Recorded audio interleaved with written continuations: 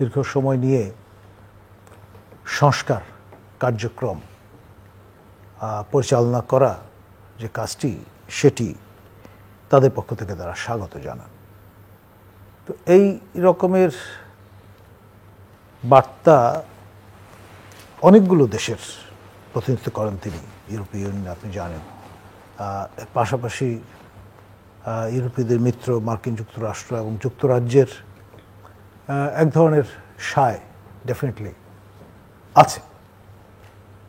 এইরকম একটি পটভূমিতে এই সময়ে খালেদা জিয়ার সুস্থ দেহে আপনার স্বদেশ প্রত্যাবর্তন ডেফিনেটলি নতুন একটি মাত্রা কিন্তু যোগ করবে।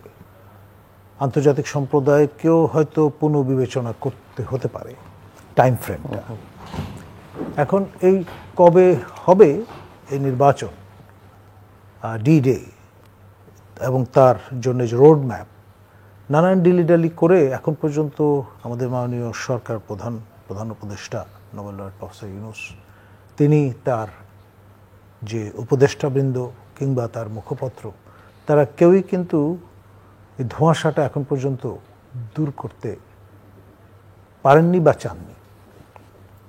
সর্বশেষ জাতির উদ্দেশ্যে যে ভাষণ দিয়েছেন মাননীয় সরকার প্রধান, তিনি সেই পুরনো দিনের দেয়াল ঘড়ির পেন্ডুলামের মতো ডিসেম্বর জুন এর মধ্যে, এই কন্টিনামের মধ্যে সীমায়িত করেছেন।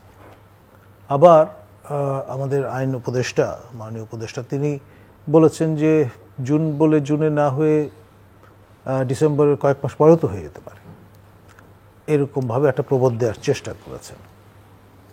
শুরুতে আমাদের মাননীয় ধর্ম উপদেষ্টা কক্সবাজারে গিয়ে কিন্তু ইঙ্গিতটা প্রথমেই দিয়েছিলেন যে শেখ হাসিনার সরকার যেহেতু পরিব্যাপ্ত হওয়ার কথা 2029 পর্যন্ত, তো সেই হিসেবে শেখ হাসিনা আপনার 7 মাস 5 দিন তার টেনিওর অতিক্রম করতে সক্ষম হয়েছিলেন। তারপরের বাকি সময়টা তো লেজিটিমেটলি তাদেরই।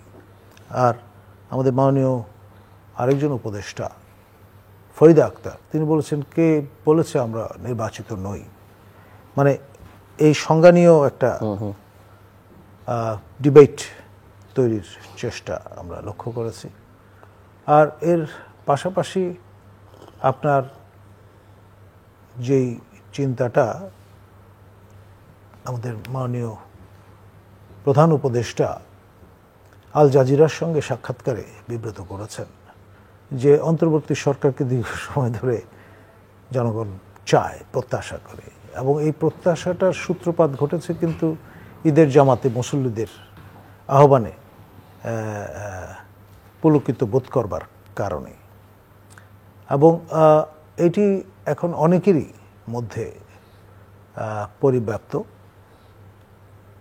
এবং সেই হিসাবে চিন্তা করলে রোডম্যাপটা এরকম হতে পারে যে 2029-এ গিয়ে আপনার একটা গণভোট আয়োজন করা যেতে পারে, এবং গণভোটের উপর ভিত্তি করে আপনার গণপরিষদ নির্বাচন আয়োজন হতে পারে, এবং সেটি নেপালের মতো 2 টার্ম, মানে 5-5-10 বছর, এখানে 5 বছর, 15 বছরের একটা লম্বা পথ পরিক্রমা। আপনি মনে করেন বাংলাদেশে বিএনপি সহ যারা নির্বাচন চাইছে সেই রাজনৈতিক দলগুলো কেউ মানতে চাইবেন না, কেউ হিসেবে ধরুক কিংবা না ধরুক, এখনো তাদের একটা সমর্থক গোষ্ঠী আছে, আন্তর্জাতিক শক্তি, আঞ্চলিক শক্তিগুলো সবাই একটা অনির্বাচিত সরকারকে, এবং বাংলাদেশের মতো দেশ যেখানকার মানুষ রাজনৈতিকভাবে অনেক স্পর্শকাতর, সেখানে 29 কিংবা 27 কিংবা 26 ডিসেম্বর পর্যন্ত টেনে নিয়ে যাওয়া সম্ভব হবে, কিংবা জুন পর্যন্তই। মানে আপনার মন কলা খেতে তো কোনো অসুবিধা নেই, আপনি 2037 পর্যন্ত টেনে নিয়ে যেতে পারেন, তারপর প্রয়োজনে 41 হতে পারেন, যেহেতু উন্নত দেশ হিসেবে ঘোষণা করবার এই ক্রেডিটটা তো আর কাউকে দেয়া যাবে না, সেরকম একটা চিন্তাও কাজ করতে পারে। আপনার মাইক্রো ক্রেডিটের এই যে প্যাকেজটা দারিদ্র বিমোচনের জন্যই তো হাজির করা হয়েছে, নারী মুক্তির জন্যই তো হাজির করা হয়েছে। সুতরাং নতুন যে ডিবেটটা তৈরি হয়েছে আপনার নারী কমিশনের রিপোর্ট নিয়ে, সেটা আরেকটা নতুন ধোঁয়াশা তৈরির মেরুকরণের দিকে নিয়ে যেতে পারে। এবং at the end of the day আমাদের এই রাষ্ট্রের অভিভাবক দেশনেত্রী খালেদা জিয়াও তো একজন নারী, এবং যেই বিষয়গুলো নিয়ে ডিবেট শুরু হয়েছে তাকে তো একটা পরিষ্কার অবস্থান নিতে হবে। আর যাদের শক্তির উপর ভর করে এই সরকার ক্ষমতায় এসছে, মূলত অ্যান্টাই আওয়ামী লীগ ফোর্সেস, তাদের মধ্যে লড়াকু আপনার অগ্রণী ভূমিকায় ছিলেন আমাদের এই যারা কনজারভেটিভ ফোর্সেস বলে চিহ্নিত,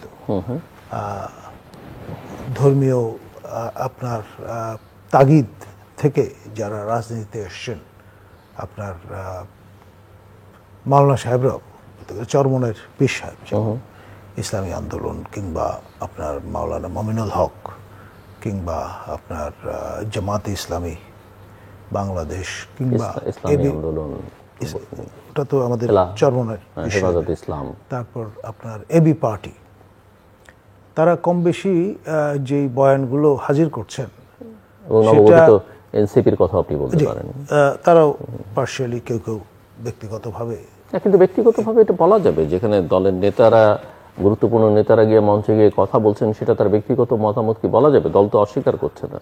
দেখুন, এটা তো নতুন একটা ট্রেন্ড আমরা লক্ষ্য করছি। জাল ফজলুর রহমান সাহেব যে আহ্বান জানালেন, একটা কমিশনের প্রধান তিনি, পরে বলা হলো তার একান্ত ব্যক্তিগত অভিমত, তাও তিনি বলছেন না, কিন্তু বলছে আমাদের সরকারের পক্ষ থেকে পররাষ্ট্র মন্ত্রণালয়।